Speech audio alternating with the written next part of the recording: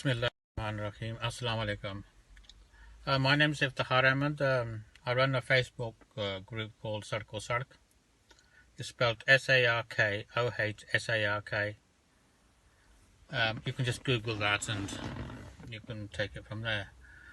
Because of this group, I get several calls a week, people asking me questions and stuff like that. So I've decided to do a video. I went to Pakistan first in 2016, summer, July. Then again in 2017, in March, yeah. On both occasions, I took a Toyota Hilux. And, the criteria for taking a vehicle into Pakistan to keep, where you're going to pay the customs and stuff, as far as I know it, it's 3 years for a car and 5 years for a 4x4.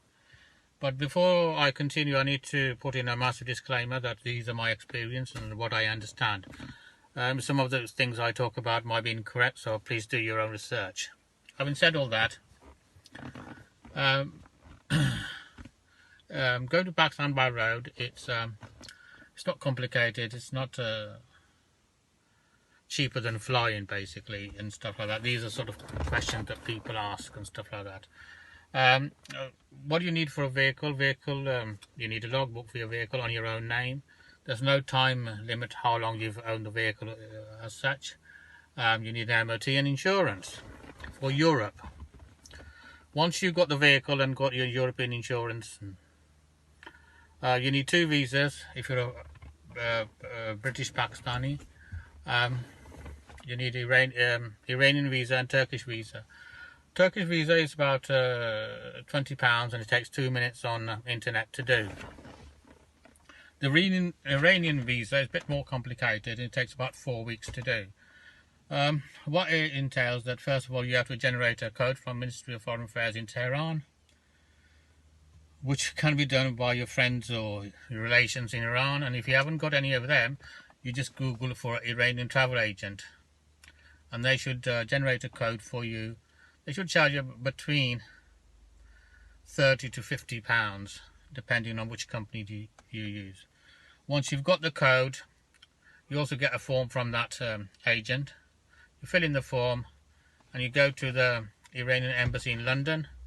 And they do visa services on a Monday, Wednesdays and Fridays, I think. So please check with the embassy again. It's very expensive. The visa is £165. That's what the rate was last time I got the visa, which was earlier this year. Also, you'll have to pay for a postage for them to post your passport back, which is about £8, I think. They say it'll take a week or so, but we went on Wednesdays and we got passports home on Saturday morning. Once you've done that, the actual journey itself is quite easy. It's about 80 hours driving time to Daftan, Pakistan, in Quetta. So it depends on how many hours you drive. One of the most common mistakes that people make because of this adventure and excitement of going on this long journey, they start their journey and they go carry on without rest and stuff like that. And before you know it, you're in Pakistan, and then you say, oh my God, why didn't I stop and have a look around and stuff like that? So try not to make that mistake. And once you start your journey, bear in mind that en route in Eastern Europe, you'll need to buy a vignette. It's a road tax. You can get these at most petrol stations en route. If you don't, I've heard stories that people have been fined up to 200 euros. So be careful of that. Also, people ask me a question: how much does it cost? I don't know how much it costs, but a Toyota Hilux, a fuel costs about £500. You need about 4 or 5 tanks in Europe, then the fuel prices drop, and that's why it seems quite so cheap. The best duration, the best way to, I reckon, in my opinion, is to start at Fajr time, drive till Zohr, relax, find a place to stay and stuff like that, and have a look around. And by doing that, you should get there comfortably with ease within 10 days. So once your insurance, yeah.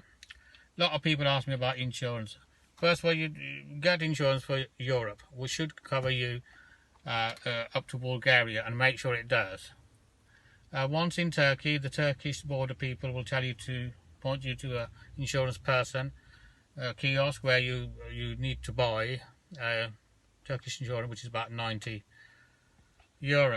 At the Iranian border, because be aware that because Iran requires a carnet, and if you're taking a vehicle into Pakistan and to pay customs and keep, you'll need to deal with the border guards and these agents that issue a temporary carnet. I've heard bad stories about them. They've been overcharging people up to €1,000. I've heard of stories between people being charged between €350 to €1,000. Excuse me. Once you dealt with the Iranian border guards, be patient and take your time.